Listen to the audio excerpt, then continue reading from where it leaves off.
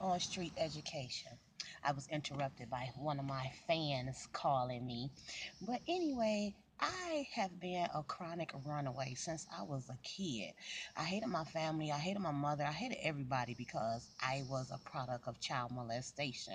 My mother didn't give a damn. Her man was more important to her than the children that she bore. So a lot of times the young people of Detroit feel a sense of unwantedness or a sense of they're not welcome in their own family unit. That's why they seek out other avenues and gangs to belong to something. And that's not where you belong, honey. You're better than that. You know what I'm saying? Do better with yourself. And if you need leadership, if you need guidance, go ahead and seek that out instead of pulling the gun out and shooting your brother. It's like you're shooting your brother, your cousin, your uncle, somebody that is black that is related to you in some kind of way or connected to you. We working and coming home to try to pay our bills. We barely making it. We're struggling. Barely need to can put food on the table. Barely can buy clothes for one another. So for you to sit up there and try to rob somebody and hurt someone who is trying to do the same thing as you, it's not gonna lead you nowhere but to hell. I mean, hell with the devil. Is that who you are? People out here worshiping the devil, don't believe in God, don't know how to pray, don't know how to get back to the basics of keeping their mind clear of the clutter.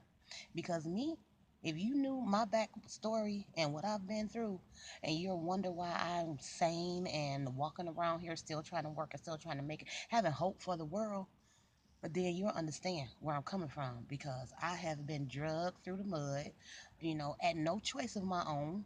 My mother was not a compassionate person. She didn't care about us to that point where she would protect us from harm.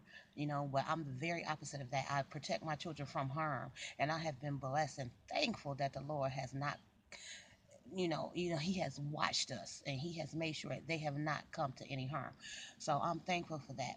But all of the leaders in Detroit are not leading. They're crooked. It's corruption. They're stealing from us. They're stealing from the people, but they're able to build a light rail system that costs millions of dollars. They're able to build a community entertainment district. From the Illiches and from Dan Gilbert, who is a great person. I think that he is good building up Detroit downtown. That's wonderful in Corktown, but we need help in our inner city. Don't leave us out.